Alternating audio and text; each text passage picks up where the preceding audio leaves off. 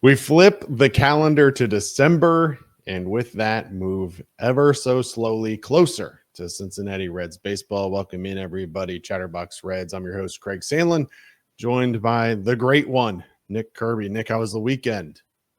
It was fantastic. Craig, I got a brand new shipment of Omaha steaks delivered.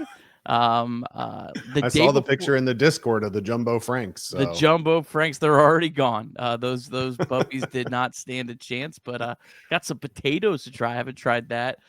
ooh, So the twice baked.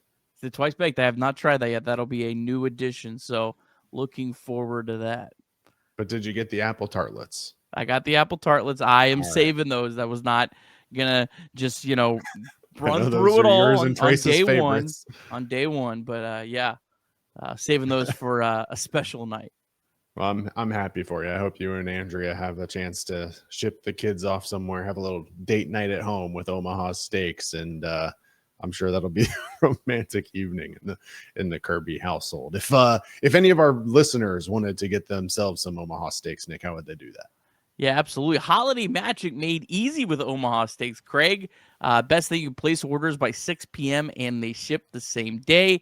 And right now they have the Sizzle All the Way sale. You get 50% off site-wide at omahasteaks.com. Plus, our listeners, Chatterbox Reds listeners, get an extra $35 off with promo code Chatterbox at checkout. So again, save big on gourmet gifts and more and holiday favorites with Omaha Steaks. Visit omahasteaks.com, 50% off site-wide during their Sizzle All the Way sale. Extra $35 off, promo code Chatterbox at checkout. Terms apply. See site for details. That's omahasteaks.com, code Chatterbox. That's right. And we have got a fun show for you tonight, this morning, whenever you're listening to this or watching this. We're going to talk about Ken Rosenthal's article in The Athletic, talking about the Reds and their offseason and potential options that they are mulling. We're also going to, Nick and I have ranked our top 10 position players for 2026. We're going to get into a little bit of discussion about who the most important players are for the Cincinnati Reds in 2026. But if you're looking to maybe support your favorite Chatterbox content creators this holiday season, the Chatterbox Sports Black Friday sale is still going on through December 10th. Get yourself 2 t-shirts for $40. Use code DOUBLE at checkout, and you can get yourself a pair of Chatterbox Sports t-shirts for just $40. And 100% of the proceeds of those sales go directly to the content creators that make your favorite shows here on Chatterbox. So you can rest assured that your purchase goes to help support the content that you love to watch. So we appreciate you supporting. And most importantly, we appreciate you tuning in. And another way to support, just in case you aren't feeling the t-shirts, make sure you drop this video a like, subscribe to the channel, and make sure you get notifications for all of our latest videos as we drop them and when we go live with breaking news and throughout the entire season. Nick, let's start with the Ken Rosenthal article from The Athletic. I'm going to read a little bit of this because I thought it was interesting and think it's worth viewers and listeners, if they haven't heard this yet, to hear it and kind of talk about some of their options this offseason and going into 2026. And then you and I will have a conversation afterwards. So I ask for a little bit of patience as I read through a couple of these paragraphs that I found interesting, and then you and I will chat through it. But this is again from Ken Rosenthal on The Athletic. Reds' versatility keeps them engaged on numerous fronts. The Cincinnati Reds' host of multi-position players gives them the flexibility to pursue almost any kind of addition to their lineup. Thus, they are actively considering multiple ways to improve their club.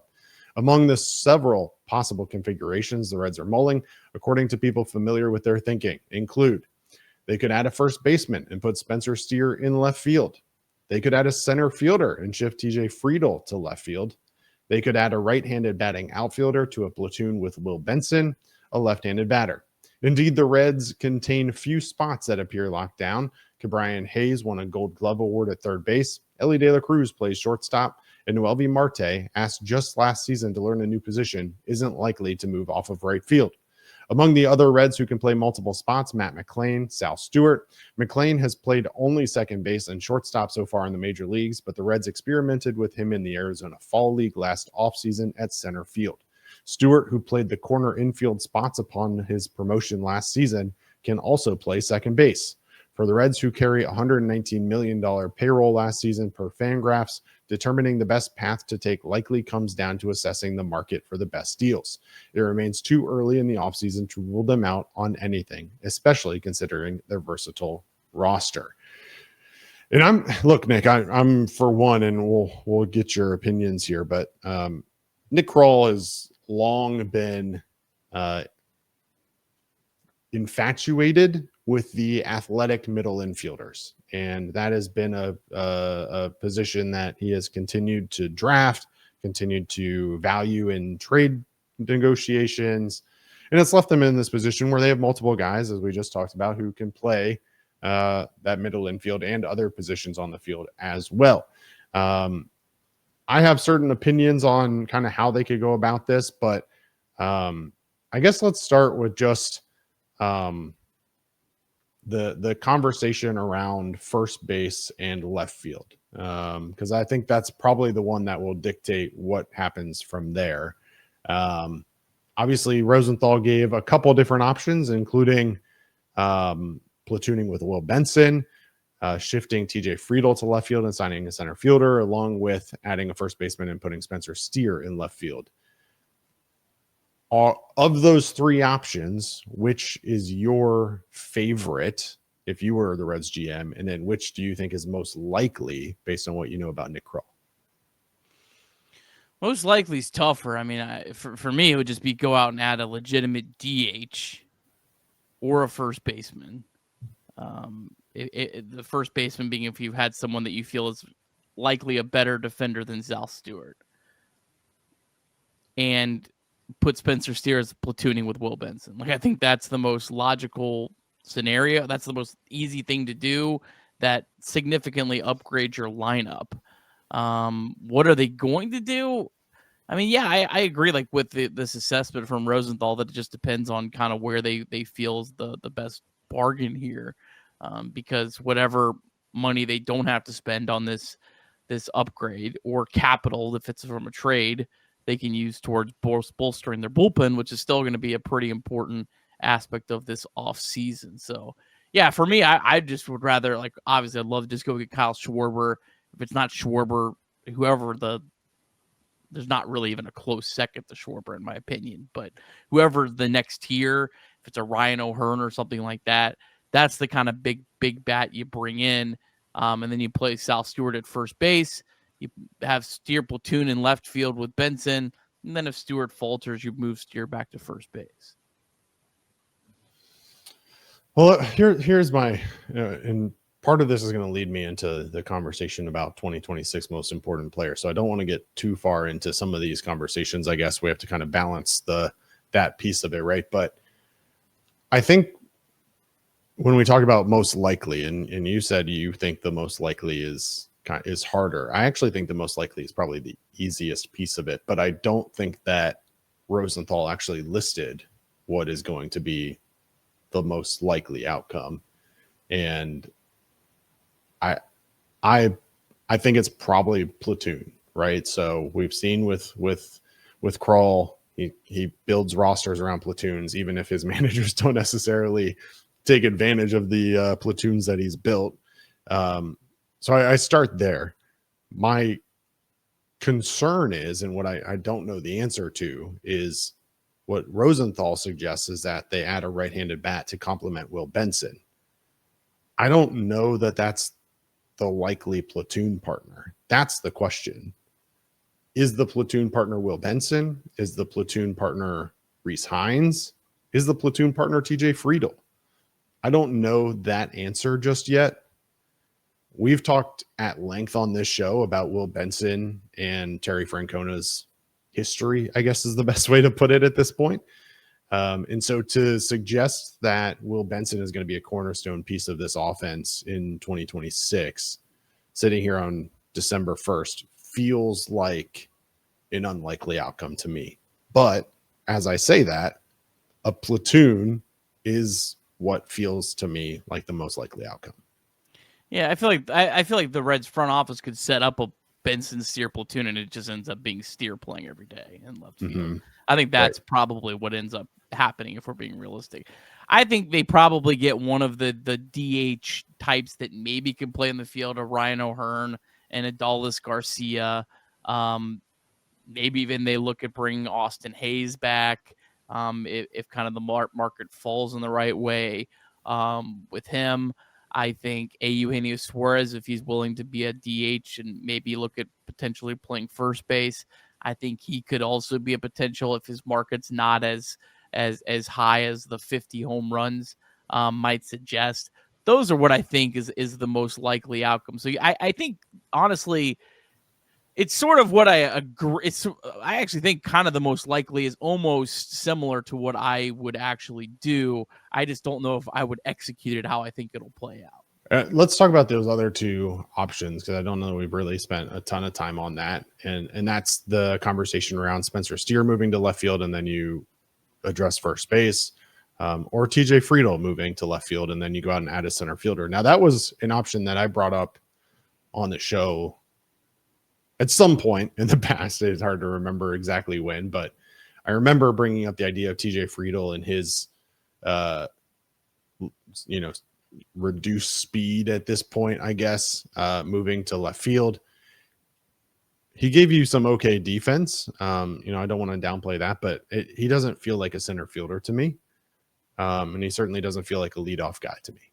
And so moving TJ Friedl to left field, and then adding a center fielder that could also be like a leadoff guy feels like an option to me. But again, a lot of this is going to be a conversation around price and what they're going to be able to actually get and what's reasonable and who's available. Like when you talk about some of the available free agents for 2026, we talk a lot about the corner outfield. And part of that is because those are the positions that we have identified as most need, but also because I feel like, again, I'm going to pull it up and confirm this, but it feels like the center field free agent class is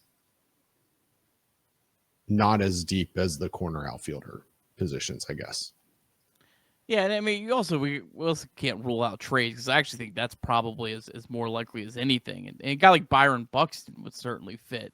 Now, I don't know ultimately if the Reds are going to want to pay $15 million for Byron Buxton and give away a bunch of prospects that they would have to acquire, because you would have to do both. I mean, so Byron Buxton would be most of your free agent dollars that you spend, and on top of that, you'd be losing prospect capital. So that might be tough for the Reds, but he would certainly be a guy that fits.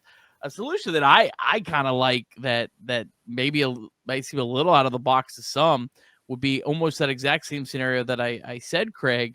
But why not put Will Benson in center field and put TJ Friedl in left field? Why not flip them? I think that Benson has a lot more upside defensively in center field than Friedl with his diminished speed. It's not hard to look at TJ Friedl and go like that. That guy could probably play a pretty good left field. If he was able to play a passable, maybe slightly above average center field, kind of close to average center field with one of the worst sprint speeds of any center fielder in baseball, you certainly think he could play left field very well. Yeah, that certainly would make sense. And again, that's reliant on the idea of Terry Francona being willing to play Will Benson on an everyday basis. And that becomes kind of the bigger conversation with that option. But I definitely think that Will Benson has the defensive ability to be an everyday center fielder. I just don't know if they're willing to commit to that. And again, I pulled it up just to have it in front of me, and center field free agents that might make sense, I guess. We've talked about Mike Yastrzemski on this show several times. Cedric Mullins, JJ Bleday was non-tendered. But other than that, not really a whole lot of options when you're talking about center field, versus if you look at left field, and the options obviously become a little bit more reasonable at that point. But it's going to be interesting to see what the Reds do for sure. And again, what I don't want to have happen, Nick, and this is one of my concerns, especially with the way Rosenthal, kind of mentioned this at the end when he said that for the Reds, who carried a $119 million payroll last season, determining the best path to take likely comes down to assessing the market for the best deals. It means that they're going to sit back and wait and see what happens, which means that they're going to be left with the leftovers. And it feels like that's what's happened in years past. I mean, you look at the Austin Hayes deal that was done very late in the offseason, adding him as a prove it guy. Like, it feels like something that the Reds would do, but it's something that, as a fan and as someone who hosts a podcast about the Cincinnati Reds, waiting for the leftovers. Listen, I've had Thanksgiving leftovers like twice in the last 3 days, so I'm all about leftovers, but not in this context. Yeah, it seems like if they sign it, it probably would be into January. Trades is another thing, though. Trades could happen at the the winter meetings or slightly after. Trevino was right before Christmas last year. So yeah, I think trades. Yeah, I don't think that necessarily is something that the Reds would sit back and wait on if the right deal. I don't know if it falls to them, but they're able to negotiate that. I don't think they would hold back on that. But yeah, free agents. It's hard to see the Reds signing Kyle Schwarber. But I know it's hard for a lot of people to see the Reds signing Kyle Schwarber, period. But it's really hard to see the Reds signing Kyle Schwarber in the first week of December. If it's going to happen, you think it would be into January after kind of, offers have gone through and other teams moved on and found other players and that kind of thing. Yeah. It'd be interesting to see what happens. I'm going to be honest with you. Like, I wish I had a better read on expectations for this offseason. And part of the hesitation, obviously, is the payroll, right? And we've talked about that a lot. If the Reds truly only have $20 million to their availability, even going out and trading for somebody, you're still taking on that salary. And most likely scenario is that you're giving up prospects, which means that your payroll is not being, your payroll's like taking on those lump sums, right? So I don't know. But it's going to be interesting. And the other piece of it, obviously, they mentioned, people like Matt McLain and Sal Stewart, who can technically play multiple spots, but like, I don't see Matt McLain moving. They played him at second base all year in 2025, which was an abysmal year for Matt McLain, and he knows it. We know it. Everybody knows it, and hopefully he has a bounce back year in 2026 as he continues to rehab from his shoulder surgery. Sal Stewart, on the other hand, like, they brought him up and didn't even use him. Like, so it's hard for me to know what to expect with that. And Terry Francona certainly felt like he fell in love with Spencer Steer. And so moving off of a guy that Terry clearly loved in 2025 feels difficult to say going into 2026 that that's going to be a solution that they'd go with as well. And another thing to consider too with the payroll question is the Reds have almost like about $27 million worth of players that they could move. They're not going to move all of them, but they have up to that, with Brady Singer is projected to get about $12 million. I think we're both in agreement. Doesn't seem like that would be a good idea for the Reds to move him, but there's a lot of people who feel differently. And that certainly is a possibility. Gavin Lux at $5 million. We've already exhausted the fact that I think that's nuts for the Reds to do. But there's $5 million more right there. Tyler Stevens. He's going to trade for Gavin Lux. Well, but would someone? Well, I would hope that if the Reds are tendering him a contract, that someone would at least take on that contract. Is at least kind of their thinking. If not, that's also nuts. But again, I think someone would take at least close to that. Again, a team like the Dodgers could take him back. I don't know if the Reds would be willing to Jamer Candelario did this. But I mean, like a team like the Dodgers would be the perfect fit for Gavin Lux. Like they could afford $5 million for a utility guy that is a nice backup option at second base. But again, that's $5 million more you can move. Tyler Stevenson at $6.4 million. I don't want to move him, but you can add a whole bunch of payroll there. And then Spencer Steer at 4.5, and even Nick Lodolo at 4.3. I mean, that's over $30 million now that you of potential options to move, and then to look to add. Most of those players, with the exception of Lux and somewhat of Steer. I'm more on the camp of keeping Steer. That it would hurt to move those guys, and it would not necessarily. It'd be more like shuffling deck chairs or more of making a move to maybe just make a move than I think actually helping you next year. Yeah. Interesting. Final thoughts on Ken Rosenthal's article, Nick? Anything else that you wanted to mention that I didn't bring up yet? I think a lot of people were surprised at the fact that like the only 3 set players are Ellie Marte and Brian Hayes, and I don't really have an issue with that. I wasn't really shocked by that. That seems like it should. We'll talk about in a second, but I think Brian Hayes is massively slept on in terms of a guy that is an above average player on this team when you factor in being one of the best defenders in the sport. So yeah, I don't really have an issue with it at all. Yeah, well, I think that's a good call out that I didn't bring up. It's interesting. Rosenthal said, indeed, the Reds contain few spots that appear locked down. Brian Hayes won the Gold Glove. Ellie De La Cruz at shortstop, and Noelvi Marte likely staying in right field. I think obviously this is Rosenthal's opinion, right? He's not reporting that. He's not saying anything other. He's just saying, as an outsider, these are the only spots that really appear locked down to me. Now, the difference is what appears locked down to Rosenthal versus what appears locked down to Nick Kroll and to Terry Francona may be a different conversation, right? Like, not mentioning Tyler Stevenson and Jose Trevino in that conversation. Like, unless the Reds make a trade, they're not going out and signing another catcher. Like that, those 2 guys have catchers position lockdown. That's probably the case. Or one of those guys gets moved in Rourke. Gets moved in Rourke, into right? The but that's valid. But yeah, it's I don't know. I guess it's interesting observation and opinion, and definitely one to monitor. But I think as we move forward, the one thing that we can agree upon is that the Reds have a lot of pieces that are, as you mentioned before, movable in a trade conversation. And those are probably the 3 names that, honestly, Brian Hayes would be, if they found the right partner and the right package, could probably be had. But like, they're not moving Ellie, and they're probably not moving Noelvi Marte at this point. Everybody else might be available.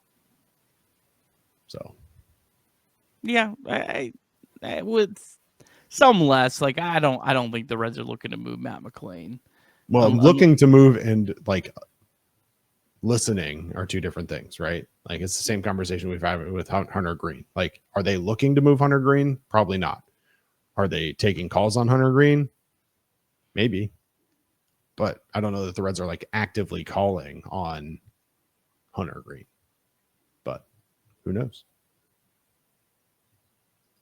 Who knows? If Hunter Green is moved, I can promise you that Chatterbox Reds will be live within minutes of news breaking, as we are all season long. And the only way we get to do that is through your support watching these videos and through the support of our paid partners.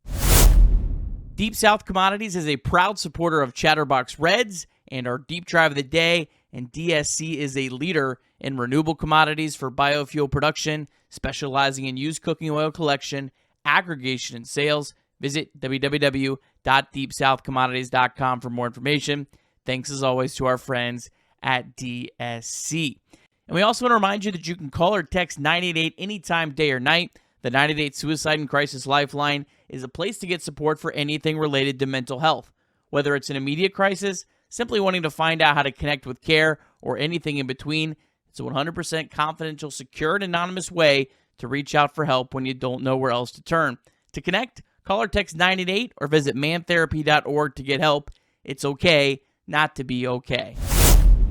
All right, Nick. Now let's look ahead to 2026 a little bit more. Obviously, Rosenthal shared his thoughts, and it kind of spurred a fun little exercise that you wanted to do here. And I'm going to give you an opportunity to kind of give your basis here for the rankings. But you and I each ranked our top 10 Cincinnati Reds for 2026 in terms of value. And for lack of a better term, when we come back at the end of 2026, these are essentially the ranking of like MVP seasons for the Reds 2026. Anything you want to add to the exercise before we get into our lists? Yeah, think of this as like a MLB top 10 right now list where they're just thinking for the next year only, who's the 10 most valuable players. And it's not exclusively like who will finish in terms of wins above replacement, but that's typically about kind of what you're looking for here. So it's going to be a balance of who's the best player in terms of where they're at right now versus also a little bit of projection has to kind of go into this as well. But this is kind of what you'd be banking on going into 2026. And I'm sure we'll have some people that will remind us of our lists come September. And I'm looking forward to it. We're prognosticating a little bit while also utilizing historical data. And both of us have warned each other that we have some surprises, I guess. Some people will be surprised at my list. Some people will be surprised at Nick's list. And let's get into it, Nick. We're going to go bottom to top, starting at number 10. We did the top 10 position players for the Cincinnati Reds in 2026. Nick, why don't you give us 10 through 7, 10 through 6? Where do you want to, how big of a chunk do you want to start with? We're going to have to do each of us at a time in order for the graphics package to work properly without you want to do your 10 through 1 and then my 10 through 1? Yeah, I think that's how we're going to have that's to do less to exciting. Make this. All right. I know, but in terms of production value and what I can do our podcast listeners really appreciate the production value, Nick. Well, it's a balance. We got to try to help everyone. All right, you want me to go first? You want to go first? I'll do my list first. All right. All right. Coming in at number 10, just to really make people mad right off the rip, Spencer Steer. He is number 10 on my list. Number 9, I'm probably not doubling down. I'm tripling down. I got Christian Encarnacion Strand at number 9. Will Benson comes in at number 8. Sal Stewart at number 7. TJ Friedl at number 6. This is where it gets hard, Craig, because 2 through 5, I think are pretty interchangeable. This is where I think that the heart of the hardest part of this list was for me. At number 5, I have Ke'Bryan Hayes, but I don't think it's hard to squint and think Ke'Bryan Hayes ends up being the second most valuable player on this team. Okay. Hits a little bit. I mean, he's got a projection. He's the third highest projected wins above replacement player. So it's not that crazy. And the one that's 2 is who everyone hates as well. Who I have at number 4, Matt McLain. He is this Red's second highest projected wins above replacement position player. I have him at number 4. I wanted him higher. I couldn't do it. I feel like I'm going to regret that, though. I have Noelvi Marte at number 3. At number 2, I just really want to make you mad. I have Tyler Stevenson at number 2. It was tough, but I just think that there's the more upside there with being a catcher. And then number 1, and it's such a massive gap, Craig, between number 1 and anyone else on this list. It's Elly De La Cruz. I think the interesting thing in this whole conversation, Nick, and I'll get to my list in just a second, is that I think the way we approach this is just slightly different, right? Like, I think you went into it as if we're sitting here today, here's the top 10 players on the Cincinnati Reds. Like, and this is right now, just forget about what they're going to do and what they like, just based on what they've done and the expectations. Here's my top 10 list. That's what you did. I think I did a little bit more prognosticating. I think I did a little bit more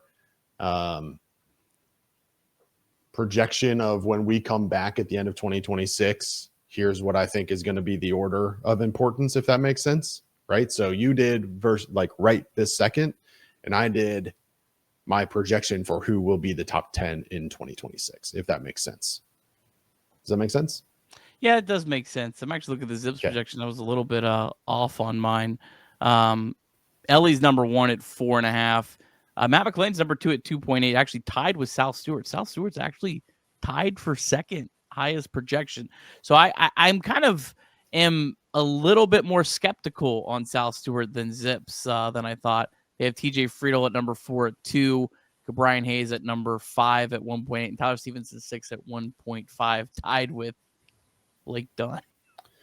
All right. Well, I'm gonna get You can laugh at me, I guess. We'll get into my list here and then we can chat about it. I went ahead and wrote down your top 10 so that we can make sure that we each have our top 10 to compare when we're done with this, so that we're not trying to remember who had who where.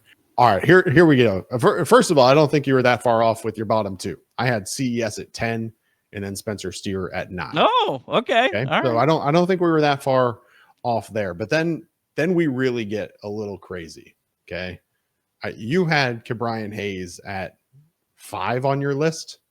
He's coming in at 8 on my list. I don't have the same expectations offensively for some in terms of the improvement for Ke'Bryan Hayes in 2026. And so while his defense, super valuable, glad he's on the team. In terms of overall importance to the team, I just don't view him as valuable maybe as you do. And now here's where the prognosticating really starts to kick in, Nick, and I start talking about expectations and hopes for 2026 versus sitting here right here today. Okay. Coming in at number 7 on my list in terms of most important Reds for 2026 is Rhys Hines. Okay. And we're going to get into this a little bit, but I'm going into this with the expectations, like I said before, that the Cincinnati Reds' most likely outcome for this offseason is a platoon answer, right? And whether that's with TJ Friedl, with Will Benson, with whoever, I took the approach, and we'll get into this in a second. I think Rhys Hines, as a right-handed power bat, has an opportunity to provide some spark to this team. And we saw what he can do when he was given a chance back in 2024. I think 2026, I'm not going to say is the year of Rhys Hines, but it's the first time that we're going to see a prolonged opportunity for Rhys Hines. And I think that while he's not going to give us that magical run that he did back in 2024, I think he will be a viable option in the outfield for the Cincinnati Reds in 2026. Then we move on to number 6. And I have Matt McLain at number 6. I think that he has a bit of a bounce back year, maybe not the year that everybody was hoping he would have in 2025, but better certainly than what he actually had in 2025. I think he stays at second base. I think that he ultimately is better for the team. And I just think that what he brings to the team is not as valuable as maybe what I'm about to talk about. At number 5, Nick, and I know you'll love this, Rhys Hines' platoon partner, your everyday center fielder, Will Benson, comes in at number 5. Okay. I'm the low guy. You're the low guy on Will Benson. Who would have thought? Wow. I don't actually know if Terry will give him the chance. I really don't. But I, like many in this chat and many that watch this show, believe in Will Benson and think that if given an opportunity, and based on the roster right now, he's going to have opportunities, he comes in at number 5 for me. Now, this is what you kind of alluded to earlier. Coming in at number 4 on my list, I have Tyler Stevenson. Could he have been higher? Maybe, but I think he's going to play 110 to 125 games again this year, which is great. But it's hard for me to give somebody a higher ranking than that, playing 125 or so games versus, what I have in my top 3. And again, went a little crazy in this, went a little prognosticating in this. But at number 3, I have your everyday first baseman for the Cincinnati Reds in 2026. Sal Stewart is at number 3 on my list. And then I kind of hinted this to you before we started to record. I've got Ellie second on my list. I think that he has a bounce back year. I think he cleans up a lot defensively. But Noelvi Marte, Nick, your everyday right fielder, the power addition that everybody was looking for. They go within. He plays every day in right field. They clearly loved him in the second half of the year. I think he earned a spot to be your everyday right fielder, and I think he answers the call. And I think Noelvi Marte becomes your most important Cincinnati Red of 2026. I've left him in absolute shock. Marte, by the way, was third for Nick. So it's not like we're talking crazy here, Nick. Yeah, we're talking crazy. As I said, I think the gap between 1 and 2 is bigger than the gap between 2 and 10. Maybe 2 and 15, Craig. Oh, that is. I like the boldness of the. I like the Hines. I like that. I definitely like Benson higher. I think Stewart. He can make a case for him. I'm a little skeptical that he'll have some growing pains in kind of his second year, but For sure. I just Ellie De La Cruz. I mean, like he's been like the guy was terrible for 2 months and still was double and wins above replacement on this team last year, Craig. Yeah, and Noelvi Marte basically didn't play for half the year. If Noelvi Marte is the Reds' most valuable player in 2026, I mean, we might as well go ahead and print the World Series tickets, Craig. Well, we're talking about Noelvi Marte on this current roster.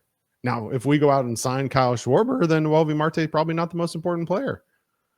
But if we're sitting here today and we go outside Noelvi Kyle Marte Schwarber, Ellie hits, De La Cruz is still the Reds' most important player. Yeah, no, I just disagree. Like I don't think so. I love what he brings from a spark perspective. I don't see him the way you see him as like one of the best hitters in baseball, and I just don't see that. I'm pretty sure Ellie has a higher wins above replacement since he entered the league than Kyle Schwarber. Sorry. Ellie De La Cruz since 2023 is 12.8 wins above replacement. Kyle Schwarber is 9.1. Remember, Ellie didn't even play the first 2 months of 2023. Wild, Craig. That is whew. That's bold. Look, it's bold, and I get that.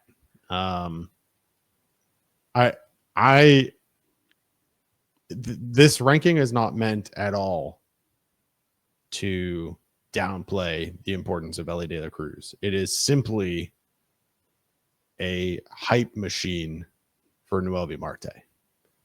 And I think that's the challenge, right? Is how do I get you to say, okay, Noelvi Marte's ceiling can be up there? Because that's the challenge for you, Nick. It's not about Ellie De La Cruz not playing to the same level that he's played in the past. It's simply about the fact that Noelvi Marte, who again, a couple years ago was viewed as one of the top prospects in all of baseball, just like Ellie De La Cruz was, found a home in right field, played well defensively, struggled at times offensively, but showed promise for sure.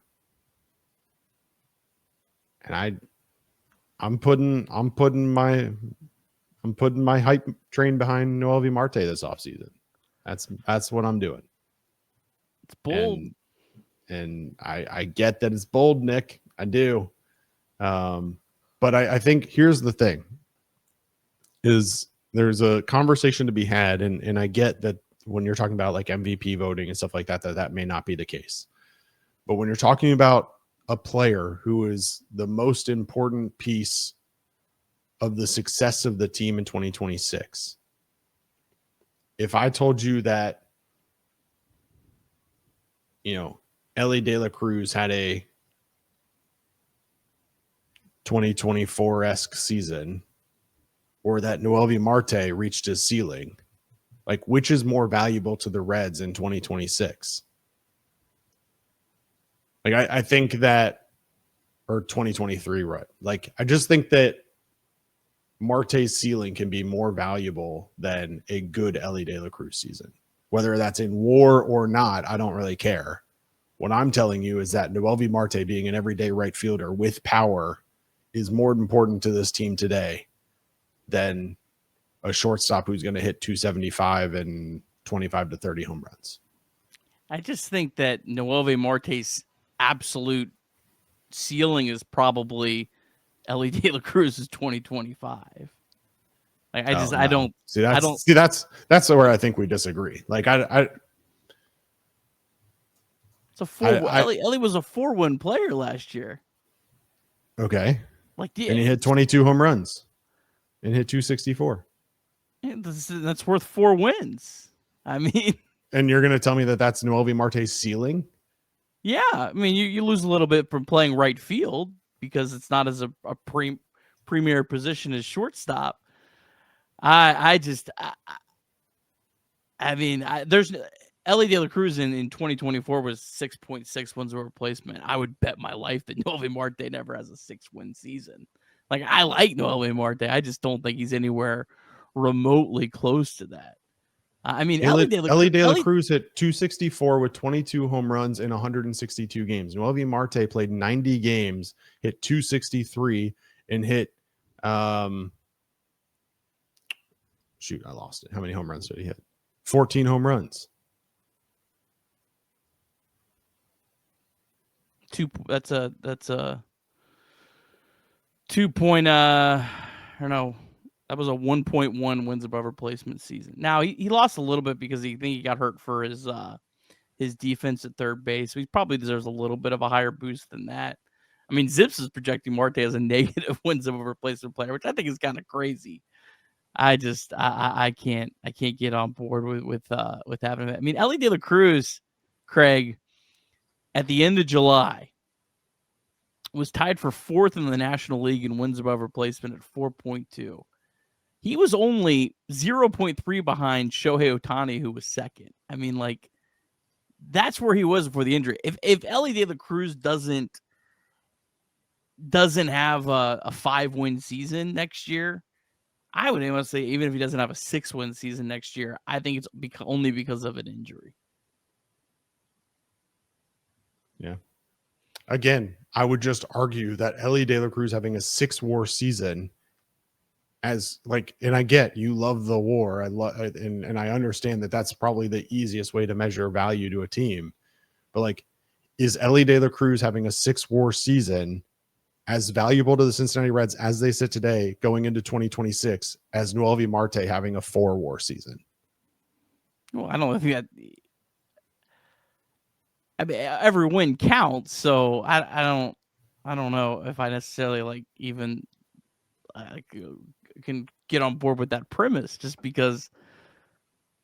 Yeah, I mean, I might give you like Noelvi Marte's swing might be bigger, but I think that Ellie's floor is so much higher than Noelvi Marte's floor. 100%, but I'm not talking floors. I'm prognosticating here. I'm talking about by doing you.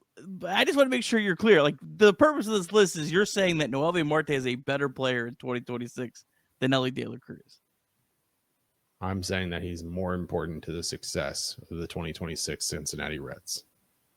Okay, I mean, that's different. I'm not going to sit here and say he's the best player on the Cincinnati Reds. That's what we were doing. That's what I thought we were doing here. That's what I said. I said going into the dang exercise, Nick, when I was leading into it, I said, just to get it out ahead, Nick did this a little different. He did the best players on the Cincinnati Reds as we sit here today in 2026. I looked at it as the most important players on the Cincinnati Reds in 2026 for their success.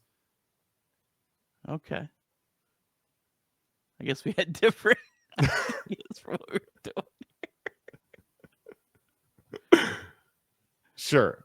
Ellie De La Cruz may have the most WAR on the Cincinnati Reds in 2026. I don't like, fine. I'll give you that because he plays a premium position. But like, in terms of what I'm looking at from this team in terms of going into 2026, if you had to tell me, or I had to pick between Ellie having a season like he had in 2025, which was depending on which site you look at, 3.6 B WAR, and Noelvi Marte having also a 4 B WAR, or somewhere in that range, 3.5 to 4 B WAR, or Ellie having a 6 B WAR and Noelvi Marte having a 1 B WAR. Like, that's the question. Which would you rather take in that scenario? Yeah, I guess in that, I don't. This is totally different. Yeah, it's a different conversation based on Yeah.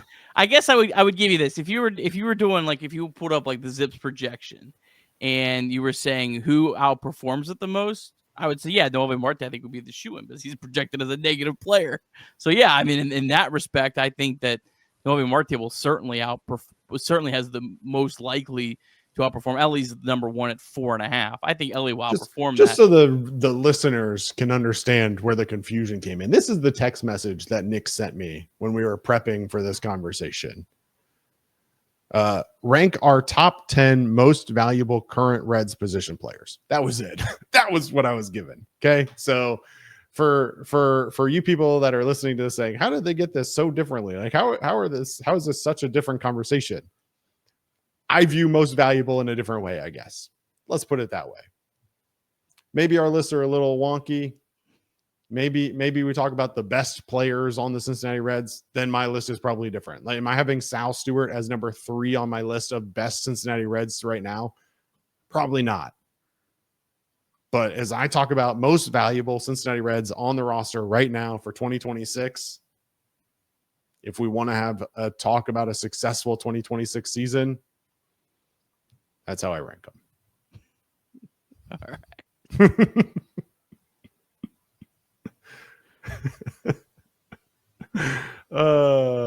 Wasn't that fun, Nick? Oh yeah. If you want to listen to more intriguing Cincinnati sports talk, Chatterbox Sports is your home, Nick. What else we got coming up on the horizon here on Chatterbox Reds and on the entire Chatterbox Sports platform? All right, lots of other great content on Monday morning. Miami football coach Chuck Martin is joining the Stones Shield show.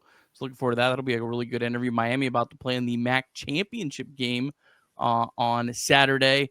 This is Crosstown Shootout week, so we'll have a lot of content on Off the Bench and on the Stone Shield show this week. And, of course, Chatterbox Bearcats also have some pregame coverage of that as well. And, of course, Bengals coverage. Bengals heating back up, Craig.